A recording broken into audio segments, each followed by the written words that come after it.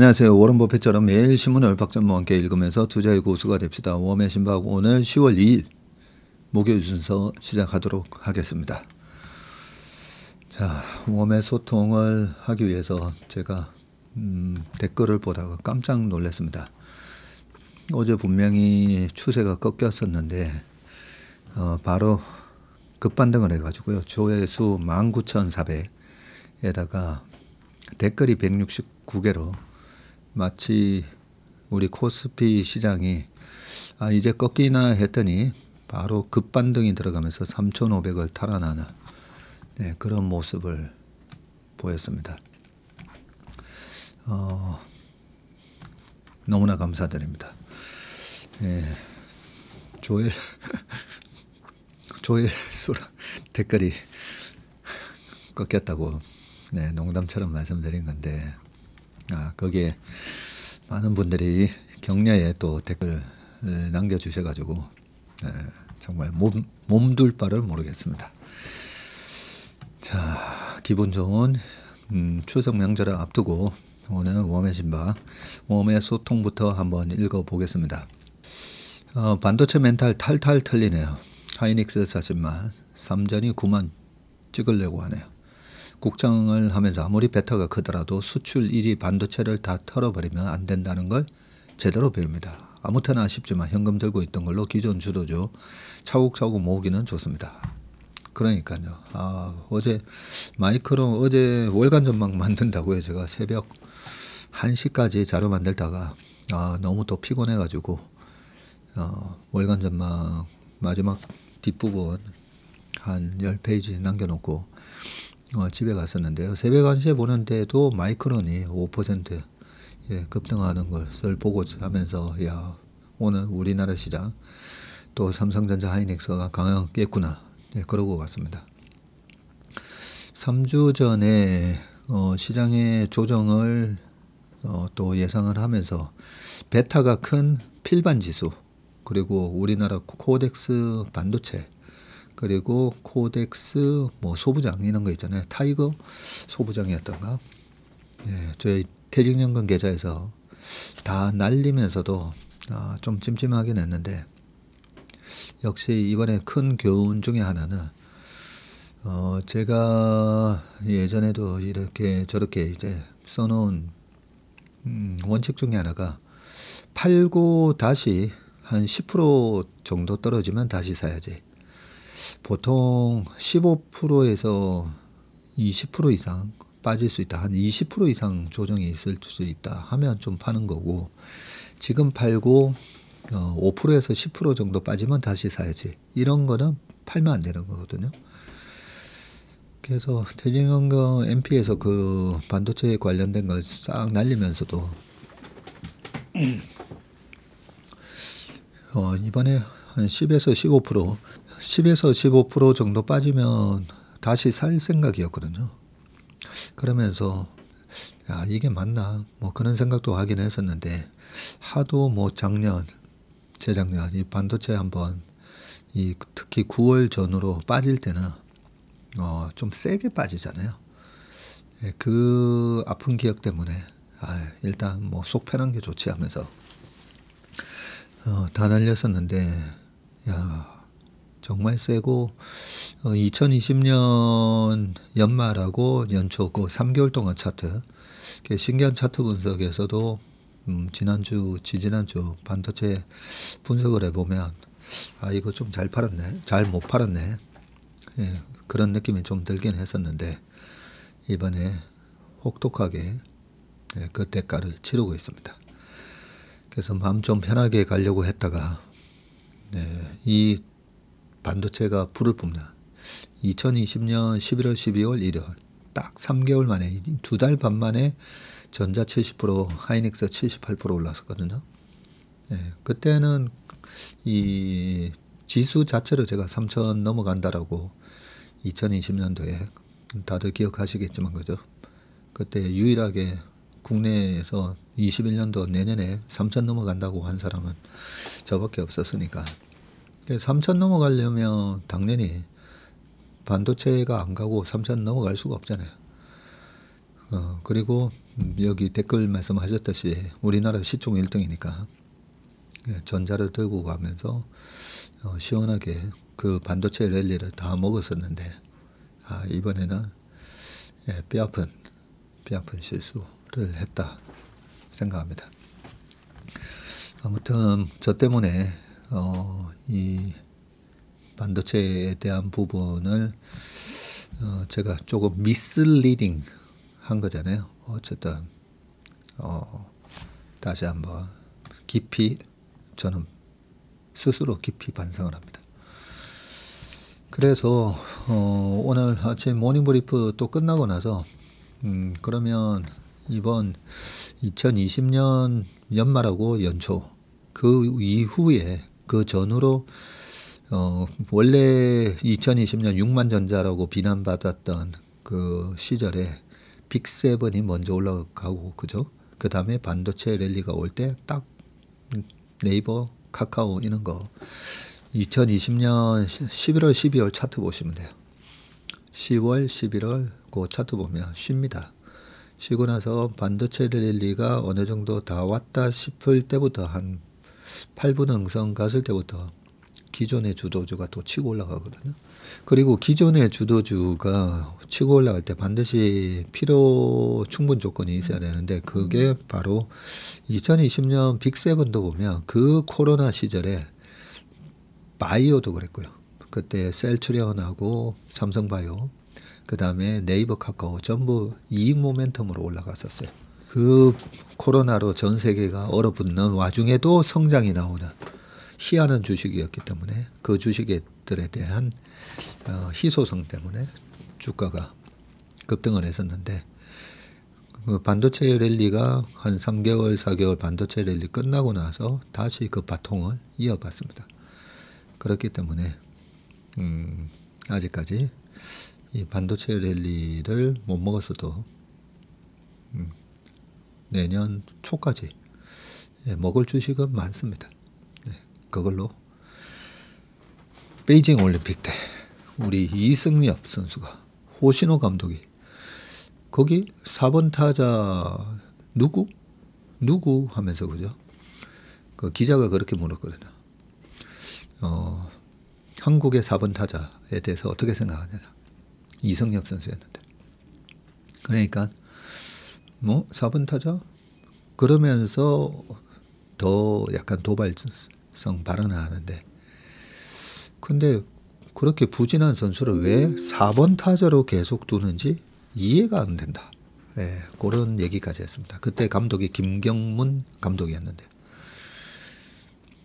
완전히 이제 다른 전략을 씁니다. 김경문 감독은 이승엽 선수를 믿고 계속 기용을 했고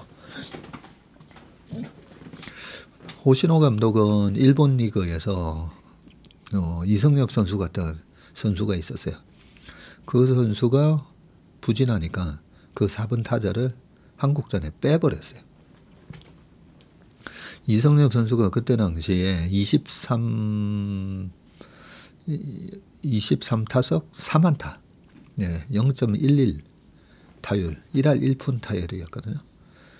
그리고 일본전에서 첫 타석에 삼진, 두 번째 타석에서는 병살, 세 번째 타석에 또 삼진, 그리고 8회 이용규 선수가 안타를 치고 나간 상황에서 이승엽 선수가 딱 들었습니다. 제가 왜 이렇게 생생하게 기억하냐면요. 그때 제가 그랬거든요. 이승엽 선수 부진한데 빼야 된다고. 저도 그랬습니다. 저도. 저 부진한데 빼고 다른 선수 넣어야지. 계속 왜 이승엽 선수 넣냐고. 그러다가 툭 쳤는데 플라이 아웃 되는 줄 알았잖아요. 툭 친 게 좌측, 우측 담장을 넘어가죠. 그래서 아직 저희가 전반 12개월 중에 전반에 이 조방원 피부미용 엔터로 수익 많이 냈죠. 그리고 8, 7, 8, 9 수비 모드로 딱 들어갔는데 시장이 오히려 더 치고 가버렸어요. 아직까지 10, 11, 12. 내년 1, 2, 3. 네, 아직 6회가 더 남았습니다. 그래서 이승엽 선수의 투런 홈런처럼 그 투런 홈런을 어떻게든 만들어서 우리 고객분들, 우리 채밀턴 분들 반도체는 못 먹은 걸 시원하게 이렇게 장담하면 그것도 부담인데 그죠? 장담은 아닙니다. 투런 홈런 칠 수 있도록 이번에 미국 왔다 갔다 하면서 책을 한 4권 들고 갈 생각입니다. 책을 4권 들고 가가지고 작년이었죠. 작년 저희 딸 졸업식 때문에 LA 갔다 오면서 반도체 대제전 거기서 로봇 얘기를 듣고 앞으로 로봇 시대구나. 그래서 테슬라가 그때 180% 언저리까지 빠져 있었잖아요. 그때 뭐 저희 모닝브리프랑 워메신박 들으신 분들은 다 기억하시겠지만 테슬라는 앞으로 휴머노이드 이 로봇의 가치가 부각이 되면서 2027년 29년이면 4조 달러 27년 정도만 되더라도 한 1000불까지 180불 뭐 이럴 때 좀 강력하게 얘기하는 바람에 작년에 테슬라 사서 수익 내신 분들이 좀 많으셨지 않습니까? 그죠? 그래서 이번 미국 갔다 올 때 또 하나의 이 인사이트를 얻는 하나의 중요한 모멘텀이 될 수 있도록 단단히 각오를 하고 다녀오겠습니다. 10억 서재님이 저도 경희대 나왔습니다. 도서관길 벚꽃 너무 예뻐서 저도 싱숭생숭 공부를 제대로 못했던 것 같습니다. 저도 졸업한 지가 20년이 넘어 잊고 지냈는데 말씀하시니 새록새록 기억이 생각이 나네요 하셨네요. 그 회계역 앞에 파전골로 파전집이 한 8개 생겼더라고요. 여전히 맛있습니다. 댓글이 마이너스라는 말씀에 애궁반성. 최설님하고 남은 돈으로 공부하면서 주식하는데 요즘 너무 재밌습니다. 우리 공진단님이시군요.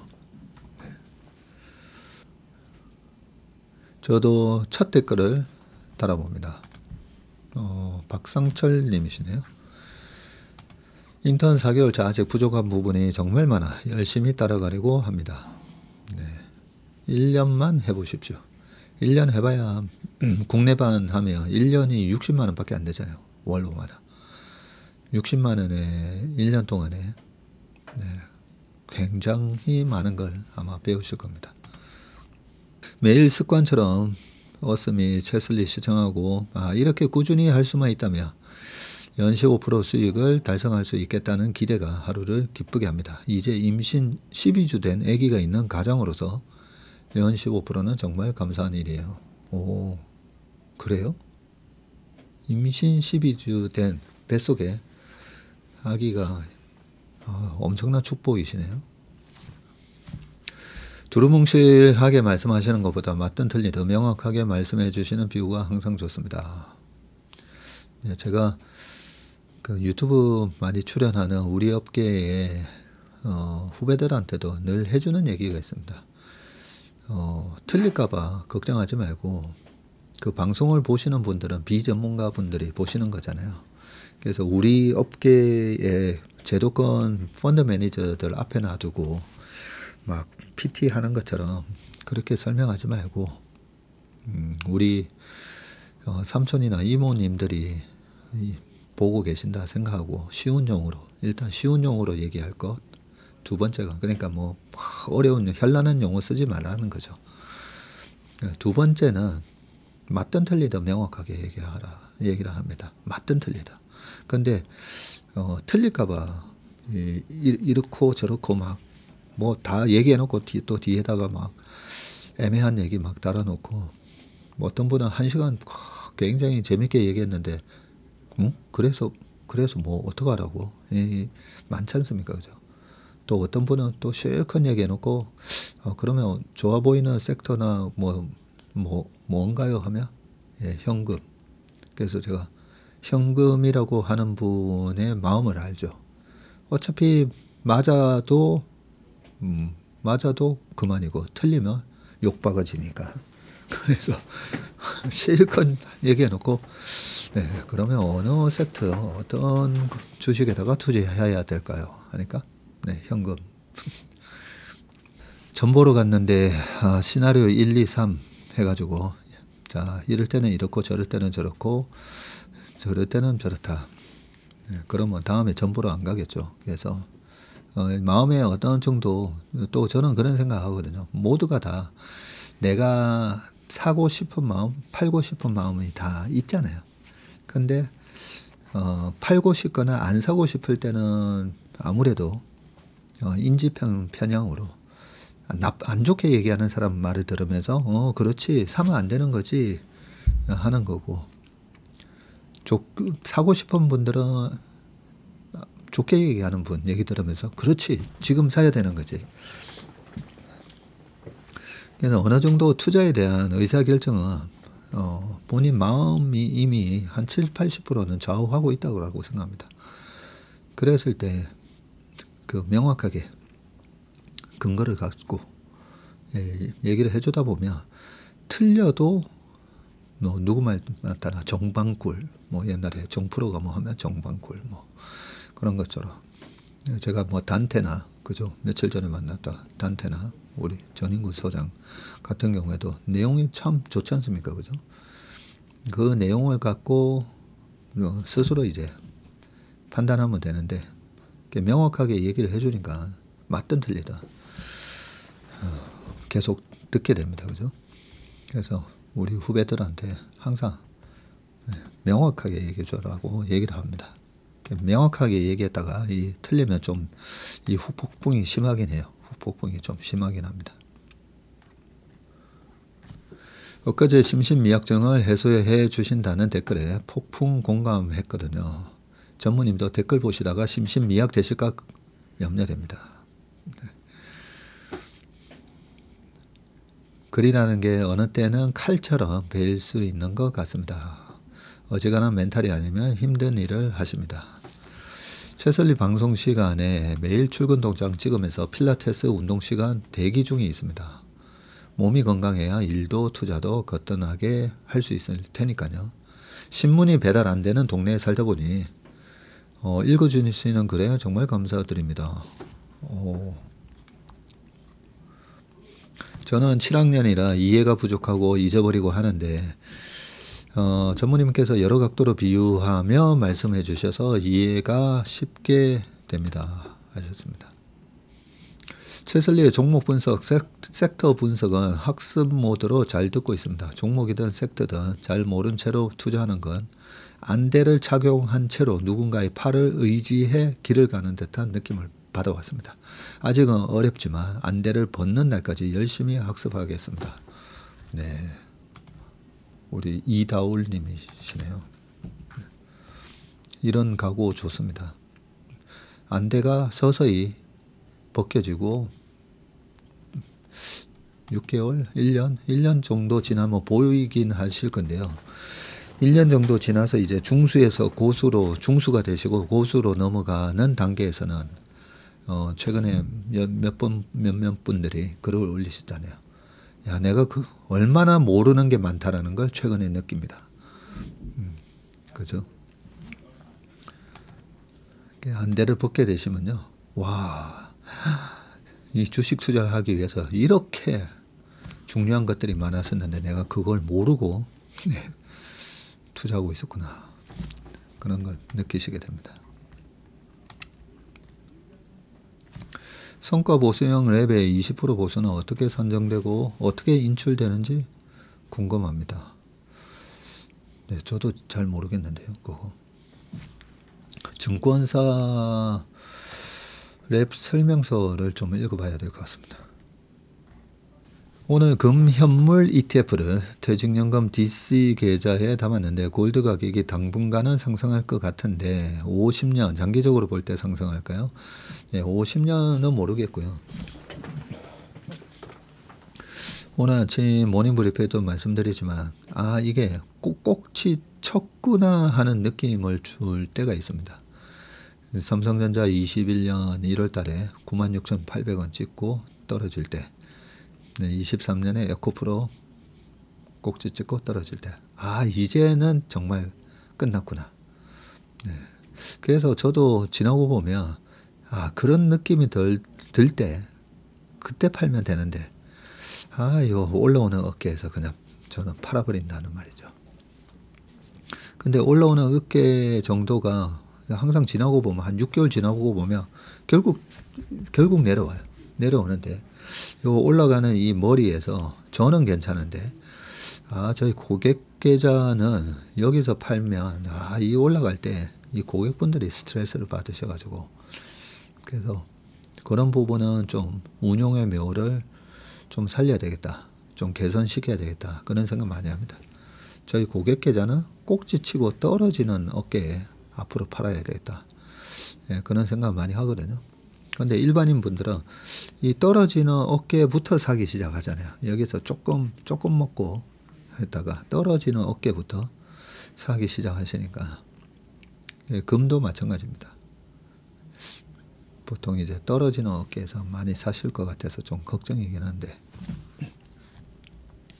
5년 10년으로 단정 지을 게 아니고 꼭지 쳤다 싶으면 한번 말씀드리겠습니다.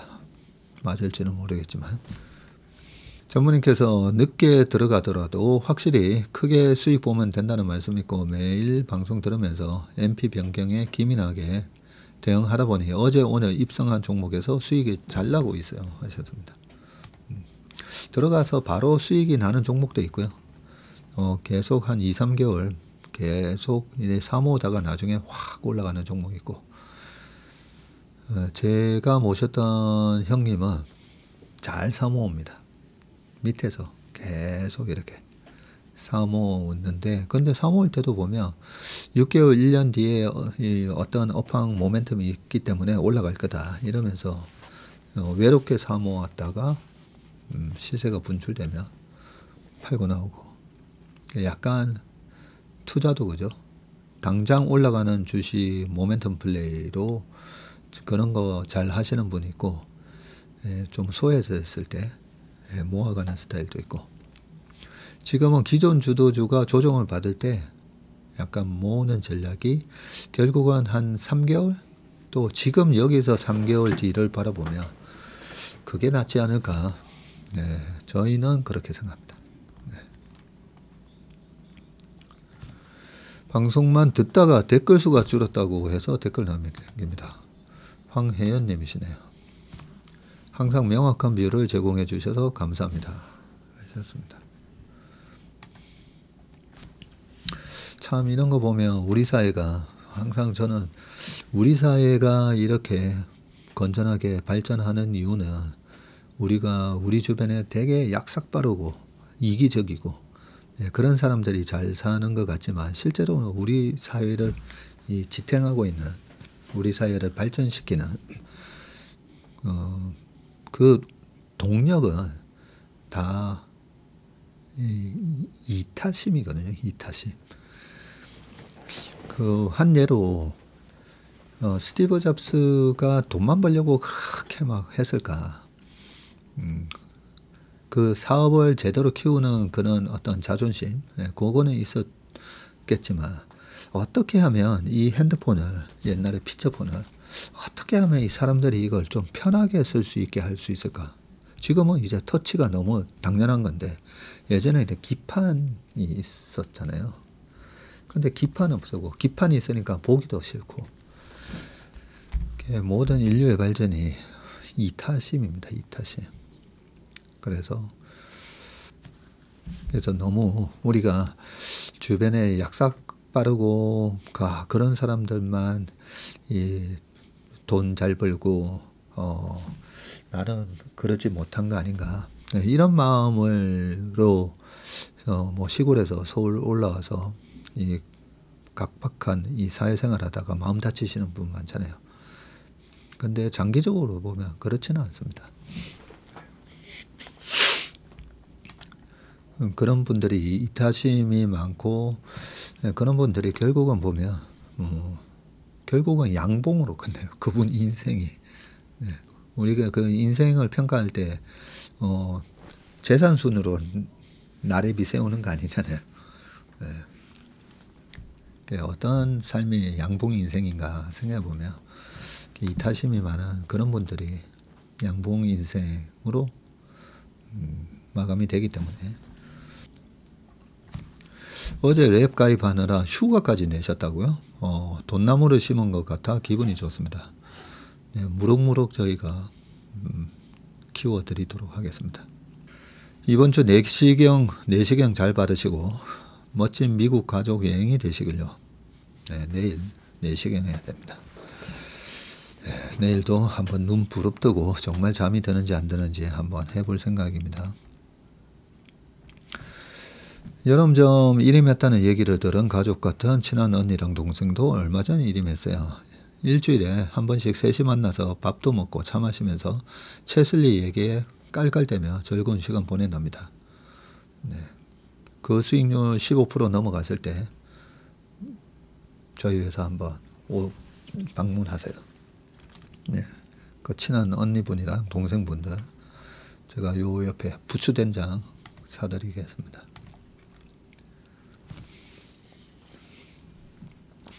추세가 꺾였다는 말씀에 깜짝 했다가 빵 터졌습니다.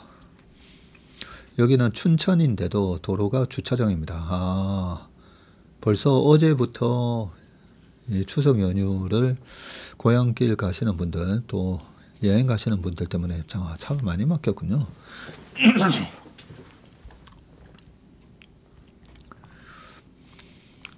이거 댓글이 너무 많아서 여기서 이만 심하이 해야 될 것 같습니다.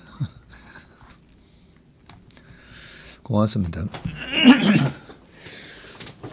추세가 꺾였다라는 얘기에 이렇게 참 저를 걱정해서 그는 이타심으로 저를 걱정해서 참 많은 분들이 댓글을 남겨주셔가지고 우리 사회가 네, 이런 분들에 의해서 건전하게 발전한다라는 말씀 드렸는데 감사합니다.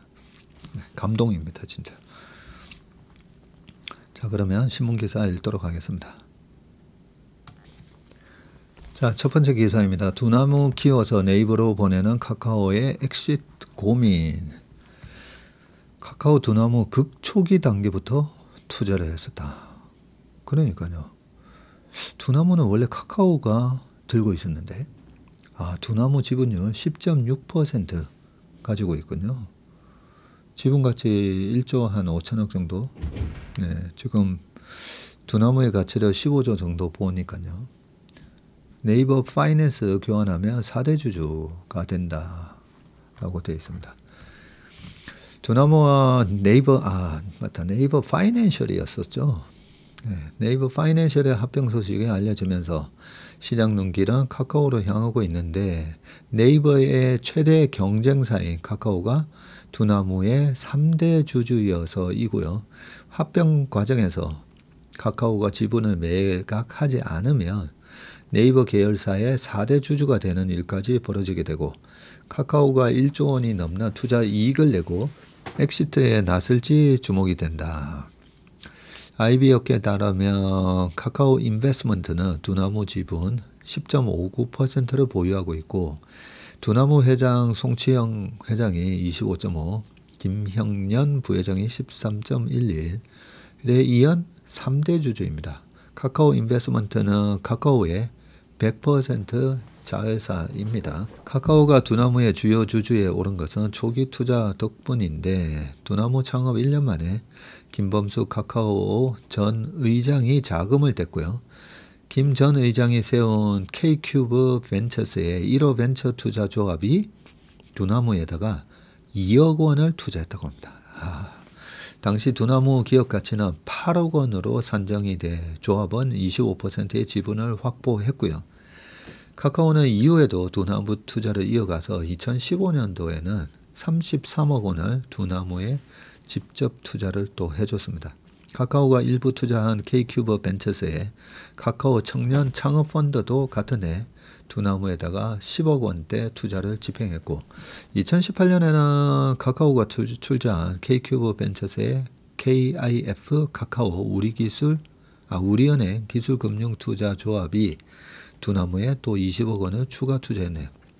양측의 사업 협력도 밀접했는데 두나무가 2014년 증권 플러스 4 카카오 앱을 출시를 했었고 당시 송 회장과 김형년 부회장 당시 CSO였었군요.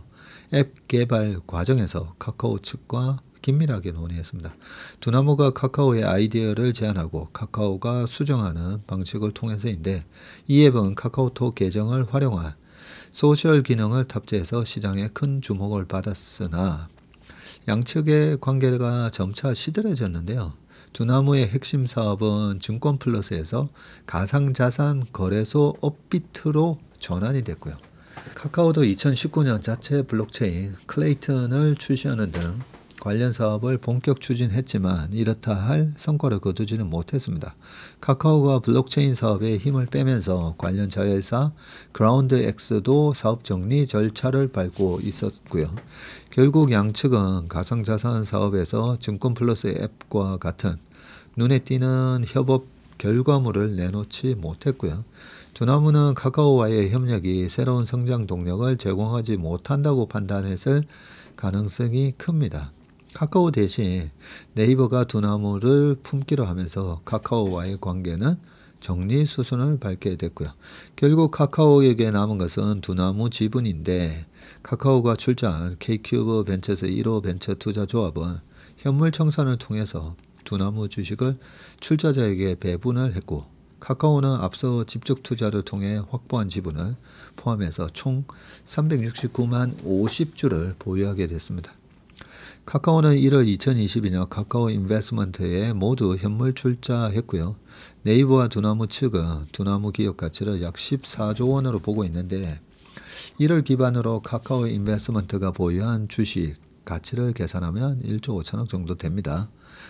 시장에서는 카카오가 합병 과정에서 주식 매수 청구권을 행사하거나 다른 FI에게 지분을 매각해서 자금을 회수할 가능성이 적지 않다고 보고 있는데 카카오가 두나무 지분을 처분하지 않으면 합병 뒤에 네이버 파이낸셜의 주요 주주에 오르는 걸 양측 모두 원하지 않을 것이라는 관측이 많습니다. 네이버 파이낸셜과 두나무의 교환 비율은 1대3으로 예상되고 있고요. 이에 따른 카카오 인베스트먼트의 합병법인 지분율은 약 8%입니다. 송 회장이 19%, 네이버 17%, 김 부회장 10%에 이은 4대 주주입니다. 네이버는 경쟁사가 주요 주주가 되는 걸 달가워하지 않을 가능성이 큰데 카카오 역시 8% 지분으로는 큰 영향력을 행사하기가 어렵고요. 네이버와의 합병을 논의한 두나무 경영진이 과거 오랜 시간 관계를 맺어온 카카오 측과도 이 점에 대해 논의했을 가능성이 크다는 분석도 나옵니다. 카카오가 지분을 매각하거나 주식 매수 청구권을 행사하면 1조 원이 넘는 차익을 거머쥐게 되고 한 시장 관계자는 카카오가 네이버와의 어색한 동거를 원치 않을 것이라면서 두나무와의 협력이 줄어든 카카오 입장에서는 통합 네이버 파이낸셜의 성장성이 유망해 보이더라도 조로의 엑싯 기회로 활용할 가능성이 높다고 분석을 했습니다. 김범수 의장이 이런저런 이유로 사법 리스크에 노출되고 카카오의 이 매니지먼트가 좀 많이 안 좋았었잖아요. 그러면서 카카오가 이 비대해져 있는 그 계열사 한 190개 가까이 되는 계열사를 구조조정한다라고 한 게 벌써 한 2년 됐습니다. 그러면서 웬만하면 너무 이렇게 문어발처럼 펴져 있는 거 정리한다고 하더라고요. 1년 전, 2년 전에도. 그런 차원에서 두나무 지분도 아마 매각을 할 가능성이 높은 것 같고요. 매각을 하게 되면 1조 원 넘는 이런 차익을 거머쥐게 되니까 이런 수익을 카카오 주주들에게 카카오 자사주 매입을 한다든지 그걸 뭐 배당 재원으로 쓴다든지 그런 식의 발표를 하면 카카오 주가도 와 카카오가 이렇게 키운 생태계에 투자한 기업들이 이렇게 이익 실현을 해서 결국은 주주들한테 돌려주는 거나 그런 어떤 신뢰가 하나 생기면요. 카카오 주식도 꽤 업사이드 포텐셜이 저는 많아 보입니다. 이 카카오 생태계가 대단하지 않습니까? 그죠? 옛날부터 제가 그 얘기 했었죠. 카카오 생태계로 끌어들여서 키우고 그러고 나서 그 키운 회사로부터 받는 수익이 됐든 아니면 그걸 매각을 하든 거기서 발생하는 이익이 결국은 카카오 주주들한테 돌아오는구나. 그걸 보여주는 게 중요하다라고 말씀드렸습니다. 자, 초심 잃었다 비판에 적자도 눈덩이 오픈 AI의 위험한 승부수라고 돼 있는데 요 기사 읽기 전에 요거 먼저 볼게요. 지금 이것 때문에 삼성전자랑 난리니까요. AI 전쟁 좌우하는 메모리 칩 HBM 생산량 70% 쓸어가는 엔비디아 맞서려 한국의 러버콜 삼성전자 하이닉스가 최적의 파트너다. 네, 요 기사인데 한번 보겠습니다. 이재용 회장이 1일 서울 삼성전자 서초사옥에서 샘 얼트만 CEO와 AI 인프라 구축을 위해 포괄적인 협력 의향서 LOI를 체결한 뒤에 악수하고 있고 그러네요. October 1st 10월 1일이었고요. 최태원 SK그룹 회장과 올트만 CEO가 이날 SK 서림 빌딩에서 또 창밖을 보면서 대화하고 있는 장면. 하루에 전자도 만나고 SK도 만나고 그랬다 그죠? 자, 이 바쁜 사람이 서울에 와가지고 어떤 이유로 이 두 회장님들을 만나 뵀는지 한번 보겠습니다. 1, 2년 전까지 AI 반도체의 대명사는 엔비디아의 GPU였고요. 지금은 HBM이 그 자리를 대신하고 있습니다. 대용량 데이터를 저장한 뒤에 이를 GPU 같은 프로세서에 보내는 HBM 성능에 따라서 AI 서비스의 질이 확연히 달라진다는 게 확인됐기 때문이고요. 얼트만 같은 거물이 삼성과 SK그룹 총수를 찾아서 HBM 입도 선매 계약을 체결한 이유입니다. 자, 얼트만은 이재용 회장과 최태원 회장을 각각 만나서 HBM 등 AI용 메모리 반도체 관련 LOI를 체결했고요. 얼트만은 두 사람에게 AI 반도체에 차질 없는 공급을 요청을 했고 두 회장은 원활한 납품을 약속을 했습니다. 오픈AI가 올해부터 2029년까지 5천억 달러, 약 700조 원을 투자해서 전 세계의 AI 데이터 센터를 구축하는 이 스타게이트 프로젝트를 이끌고 있죠. AI 데이터 센터에는 데이터 학습 추론을 수행하는 반도체 패키지인 AI 가속기가 들어가는데 HBM은 이 가속기 성능을 좌우하는 핵심 부품입니다. 시장조사업체 카운트포인트 리서치에 따르면 하이닉스와 전자는 올 2분기 기준으로 글로벌 HBM 시장의 79%를 장악하고 있고요.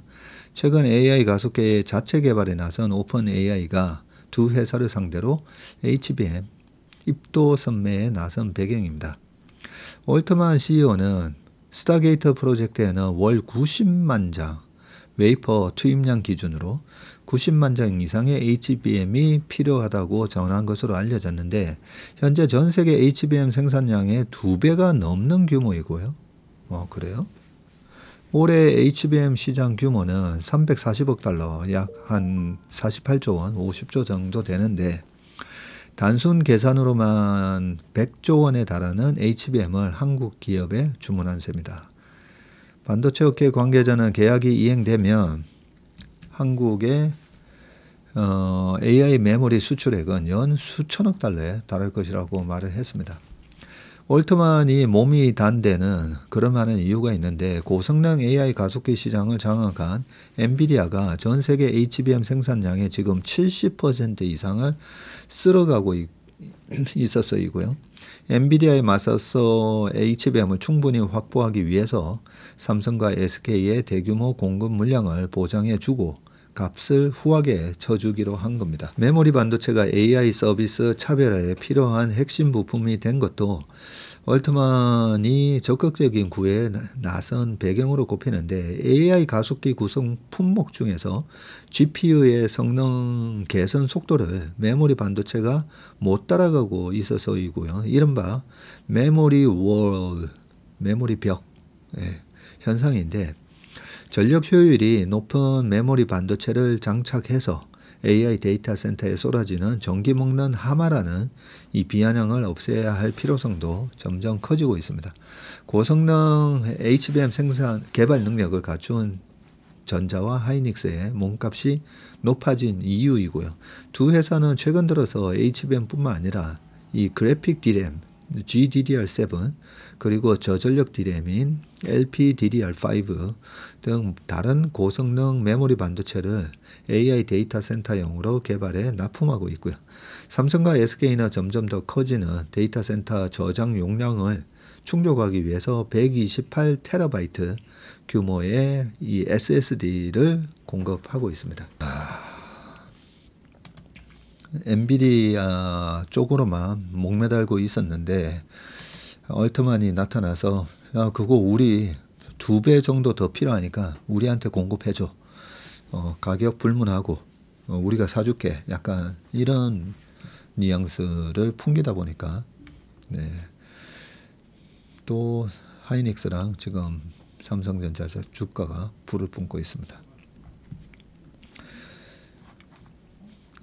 주식 투자할 때 이 갑을 관계 누가 갑이냐 갑을 관계인데 을인데 갑이 되는 그런 경우가 TSMC였잖아요. TSMC가 슈퍼 을 같은 기업이고 ASML도 그랬었고요. 자 거기에 하이닉스도 갑을 관계에서 갑 같은 위치를 가지고 있다가 삼성전자에도 우리 엔비디아에 목만이 달고 있었는데 얼트만이 다 사간다고 그러네. 그러면 엔비디아에다가 우리가 하이닉스보다는 가격 절반으로 해서 공급할게요. 뭐 이런 상황이 얼트만한테 우리가 만든 거 오픈 AI에다가 그러면 다 공급할게요. 이런 것들이 지금 주가에 반영이 되면서 삼성전자, 하이닉스 양쪽 다 수익성 개선에 크게 도움이 될 거다라고 시장이 해석을 하는 것 같습니다. 하이닉스도 엔비디아 아니면 뭐 딴 데 팔 때가 있나? 엔비디아는 최근에 이제 삼성전자한테다가 이 퀄에 대한 부분을 통과시켜 주면서 아마 하이닉스한테도 그랬겠죠. 우리 삼성전자한테도 주문 줄 수가 있는데 이러면서 하이닉스한테 좀 가격을 깎아라 이랬을 수도 있는데 삼성전자 하이닉스한테는 어쨌든 갑과 같은 을의 지위를 유지할 수 있는 더 강화되는 그런 모멘텀이 생겼다고 볼 수 있는 것 같습니다. 자 여기서 그러면 주문을 주는 사람이 나중에 주문을 끊을 수가 있어요. 옛날에 조선 슈퍼 울트라 호황 때도 2011년까지 주문 줬던 게 나중에 2013, 14, 15년 되면 그 발주를 했던 거 취소를 하게 됩니다. 그런 경우도 얼마든지 있을 수 있으니까 이 오픈 AI에 대해서 계속 우리가 공부를 해야 됩니다.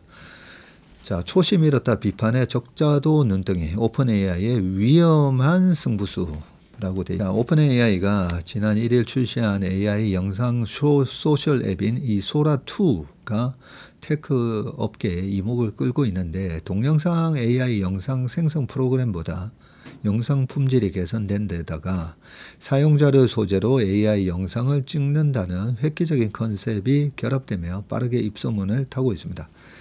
뜨거운 관심만큼이나 딥페이크의 윤리적인 문제, 저작권 침해 논란 등도 거세고요. 인류의 문제를 해결하기 위해 AI를 개발한다는 사명은 어디 가고 AI 영상 찌꺼기를 만들어내고 있다는 쓴소리도 나옵니다. AI 개발 경쟁에서 앞서기 위해 막대한 자본이 필요한 상황에서 오픈 AI가 아슬아슬한 수익화에 줄타기를 하고 있다는 분석이 제기된다. 오픈 AI는 이날 동명의 AI 영상 제작 앱을 기반으로 한 AI 소셜 앱 소라2를 출시했고요. 전작에서는 농구 선수가 슛을 실수해도 공이 골대로 들어가는 등 물리 법칙이 자주 왜곡이 됐지만 이러한 문제를 상당 부분 해결했고 배경음과 음성을 넣는 기능도 추가됐다고 하네요. 사용자들은 자신을 촬영해서 AI 영상을 만드는 기능에 환호하고 있는데 비즈니스 인사이더는 메타의 바이브 AI 영상 생성이 지루한 AI 찌꺼기라면 자신을 주제로 한 소라2는 놀랍도록 재밌다라고 극찬했고요. 소라2가 인기를 끌며 비공개 초청 코드가 온라인 경매 사이트 이베이에서 10일에서 45달러에 거래되기도 했답니다. 오픈 AI 앞선 AI 영상 생성 능력이 발현되며 틱톡, 페이스북을 위협하는 새로운 소셜미디어가 등장했다는 평가도 나온다. 그래요? 틱톡하고 페이스북을 위협하는? 동시에 딥페이크와 저작권 침해 등 윤리적 문제를 우려하는 목소리도 높아지고 있는데 이미 소라에는 정치인, 연예인 등을 활용한 딥페이크 영상이나 배트맨, 포켓몬, 사이버펑크 등 유명 IP를 활용한 영상들이 쏟아지고 있고 오픈 AI는 유명인 묘사를 차단하는 조치도 취하고 있다고 하지만 비유명인의 딥페이크 영상에 대한 검열 장치는 전무한 실정입니다. 소라2의 기술 안정성을 다룬 시스템 카드에는 성적 콘텐츠가 포함돼 규칙 위반 동영상의 98.4%가 차단된다는 내용이 기재됐는데 테크크런치는 오픈 AI의 새 소셜 앱에는 무서운 얼토만의 딥페이크가 가득하다고 꼬집었고요. 이날 존 홀먼 오픈 AI 사전 학습 담당자는 X를 통해서 긍정적인 경험을 제공하기 위해 팀이 할 수 있는 최선의 노력을 다했다고 자평을 했는데 그러자 오픈 AI 기술 스태프인 보아즈 바락 하버드대 컴공 교수는 소라2는 기술적으로 인상적이지만 다른 소셜미디어 앱이나 딥페이크의 함정을 피했다고 자랑하기에는 이르다고 반박을 했습니다. 자, 이러한 논란은 AI로 인류를 발전시킨다는 오픈 AI가 사명을 역행하고 있다는 비판으로 이어졌고요. 출시 다음 날인 2일 테크 리뷰 러너 투 샤르는 샘 알트만 오픈 AI CEO가 지난달 우리는 AI로 암을 치료하기 위해서 7조 달러와 10기가와트의 전력이 필요하다고 말한 것을 거론하면서 이제는 개인 맞춤형 광고로 판매되는 AI 찌꺼기 영상을 출시하고 있다고 비판했고 이에 얼트만은 과학을 할 수 있는 AI를 만들고 연구 성과를 AGI에 집중하려면 그만한 자본이 필요하다고 반박했습니다. 디인포메이션에 따르면 올해 상반기 오픈 AI는 한 6조 원 정도의 매출을 기록했지만 손실이 11조 원에 달하는 적자를 냈고요.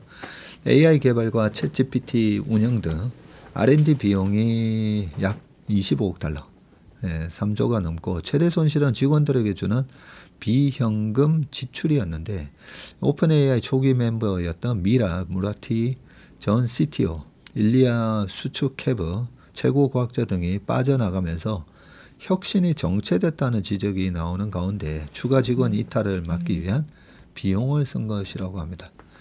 AI 인프라에 들어가는 비용은 더욱 천문학적인데 오픈 AI는 올해부터 2030년까지 서버 비용으로 약 4,500억 달러, 630조 원을 쓸 계획이고요.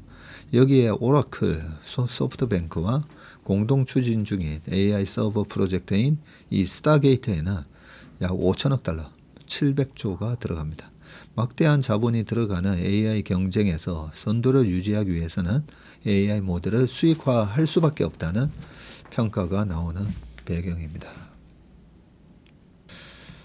어마무시한 혁신이 이루어지고 있는데 진짜 이번 AI의 이 끝이 어떤 모습이 될지는 참 궁금합니다. 오픈 AI 요 얘기 좀 관련된 기사 하나만 더 보겠습니다. 오픈 AI 삼성 SDS와 포항에 데이터 센터를 짓는다. 정부가 추진 중인 AI 대전환 프로젝트에 오픈 AI가 글로벌 핵심 파트너로 참여를 하고요. 삼성 SDS, SK텔레콤과 공동으로 한국에 AI 데이터 센터를 구축하기로 했습니다. 삼성물산, 중공업과는 전력 소모를 대폭 줄인 해상 부유식 데이터 센터 기술 개발을 위해서 손잡았고요. 과학기술정보통신부는 1일 오픈 AI와 국가 AI 대전환 및 AI 생태계 발전 지원을 위한 MOU를 체결했다고 발표했고요. 총 4개 분야에서 협력하기로 했는데 국내 AI 생태계 지역 균형 발전을 위한 협력과 공공부문 AI 전환 활성화 지원 사업, AI 인재 양성 공동 프로젝트, 국내 AI 스타트업 생태계 지원 등입니다. 오픈 AI는 삼성 SDS와 협력해서 경북 포항에다가 AI 데이터 센터를 세운다는 계획인데 SK텔레콤은 서남권 데이터 센터 설계 운영 등 전반에 참여하기로 했고요. 정부는 이를 통해 전국을 아우르는 AI 벨트를 구축할 계획인데 경남권에는 SK그룹이 아마존 웹 서비스와 함께 울산 초대형 데이터 센터 조성을 확정했고요. 김용범 대통령실 정책실장은 오픈 AI와 20메가와트보다 훨씬 큰 데이터 센터를 만들기로 MOU를 통해서 협의했습니다. 이어서 AWS, 오픈 AI에 이어 구글과도 논의를 진행하고 있다고 했습니다. 샘 얼트만은 젠슨 황과 함께 전 세계를 돌면서 AI의 미래를 설파하는 빅마우스로 불리는데 지난 5월부터 가동한 오픈 AI for Countries 프로그램이 대표적이고요. 각국 정부 및 현지 기업과 협력해서 현지에다가 데이터 센터를 구축하고 그 인프라를 바탕으로 현지에 맞춤화한 챗GPT를 제공하는 등 오픈 AI가 소프트웨어를 통합하는 방식입니다. 이런 모멘텀 속에서 지금 대장주보다 뜨겁다. 반도체 소부장주 질주라고 되어 있습니다. 반도체 소부장 관련주가 급등하고 있고요. 전자나 하이닉스 상승률의 2배를 웃도는 종목도 속출하고 있습니다. 메모리 반도체 산업이 호황기에 진입한 데다가 전자와 하이닉스가 6세대 10나노급 공정 투자를 본격화할 것으로 예상되면서이고요. 반도체 검사장비 업체인 펨트로는 지난 한 달 동안 80% 상승했고 같은 기간 검사장비 업체 테크윈은 66% 올랐고요. 반도체 방막 증착용 장비 업체인 테스는 한 달간 54%나 상승했습니다. 식각장비 업체인 VM도 44%, 그리고 반도체 공정에 사용되는 화학재료 제조업체인 ENF 테크놀로지도 53% 급등을 했습니다. 같은 기간 하이닉스와 전자가 40%, 27% 오른 거를 보면 이 상승률은 훌쩍 웃돕니다.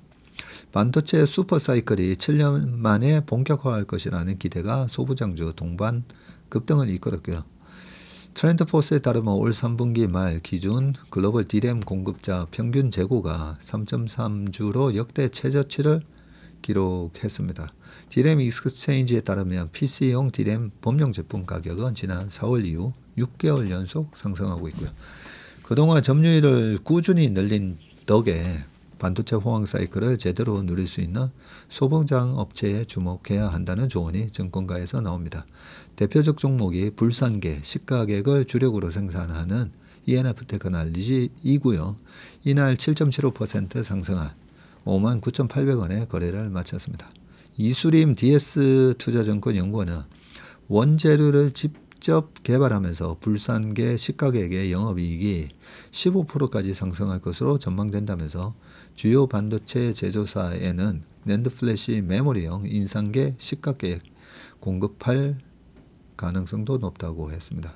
전공정 장비 업체에 대한 관심도 높아지고 있는데 대표적 기업이 테스, 김록호 하나증권연구원은 내년 삼성전자와 SK하이닉스가 모두 6세대 10나노급 공정 투자를 본격화할 것으로 예상되는 만큼 전공정 장비 업체의 투자 비중을 확대하는 전략을 추천한다고 말을 했습니다. 마지막 기사 보겠습니다.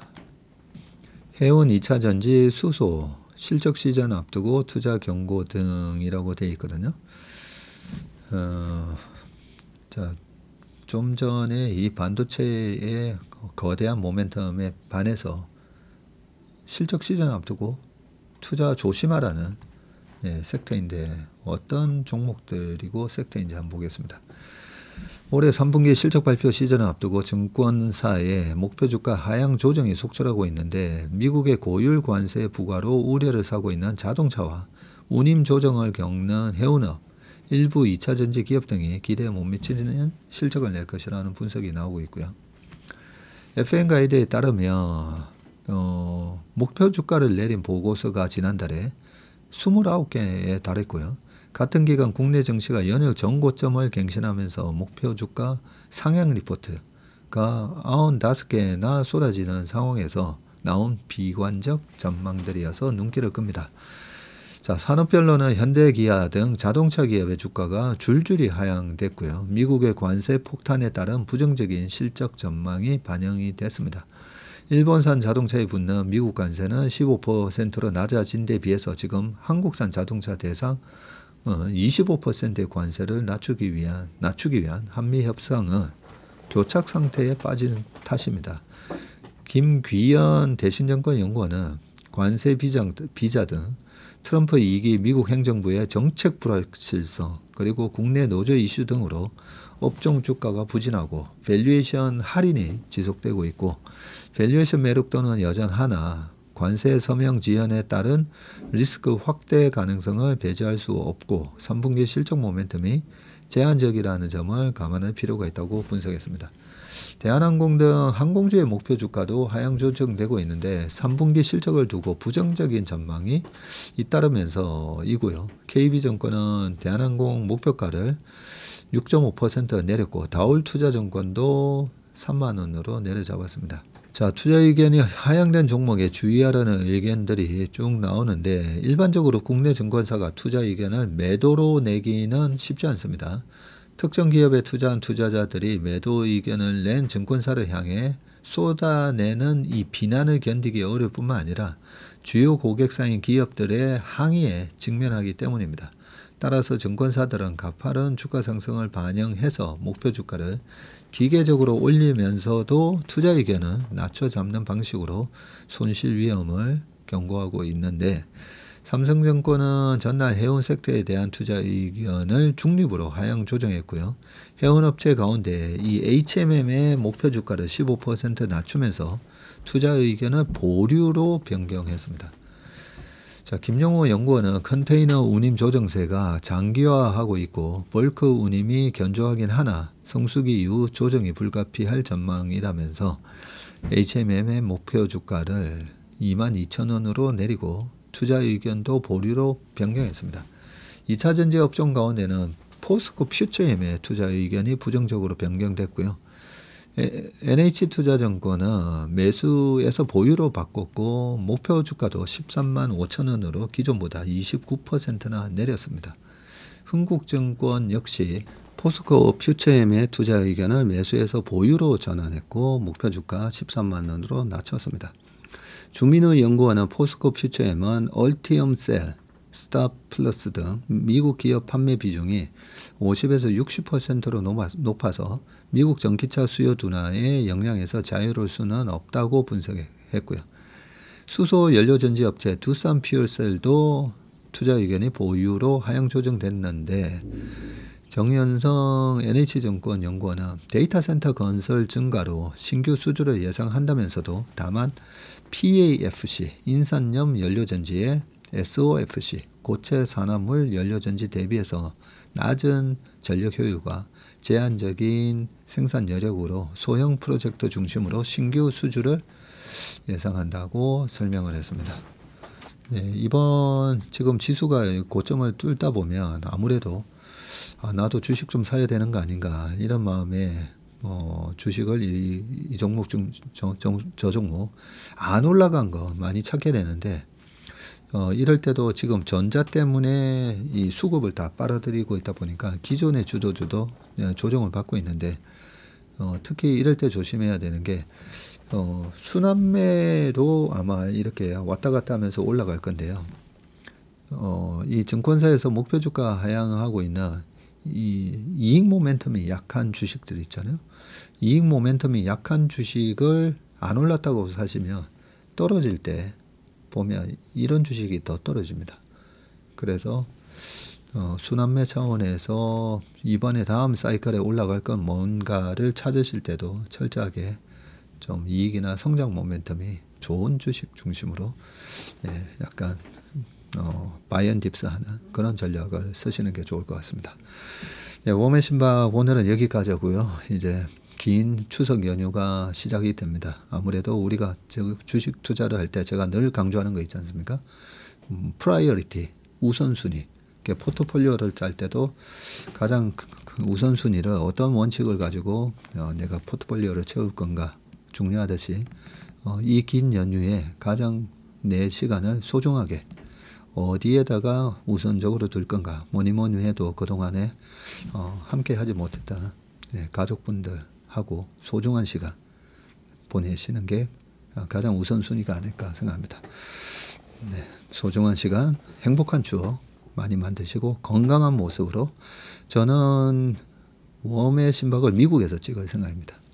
10월 12일 날 미국에서 웜의 신박을 찍어서 업로드를 하도록 하겠습니다. 저도 건강하게 잘 다녀오도록 하겠습니다. 행복한 한가위, 건강한 한가위 되시길 바라겠습니다. 고맙습니다.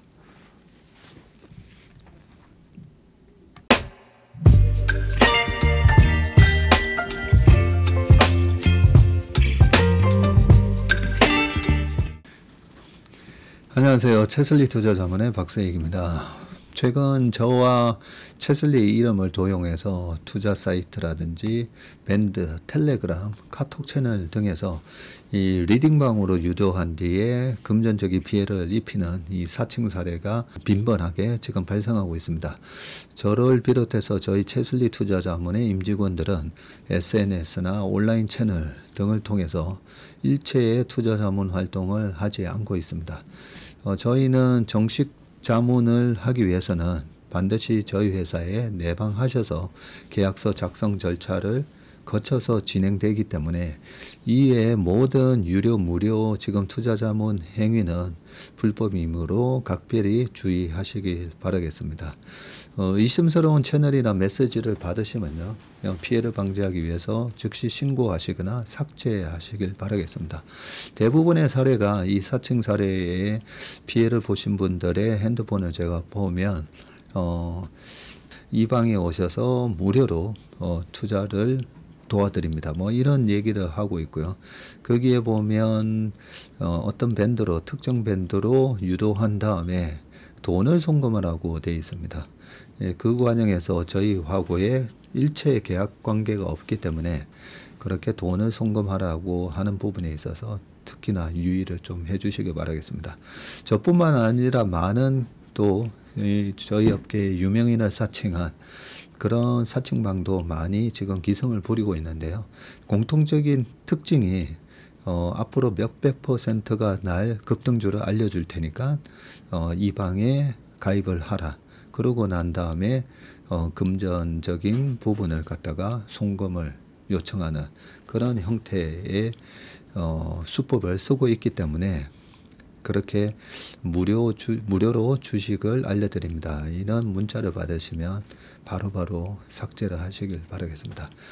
저희 채슬리와 채슬리 임직원들을 많이 사랑해 주시는 저희 채슬리의 고객분들 그리고 저희 채슬리의 이 구독자분들이 이런 사칭 피해가 일체 발생하지 않기를 바랍니다. 그러면 여러분들의 가정과 일터에서 항상 평화와 행복이 가득하시길 기원합니다. 감사합니다.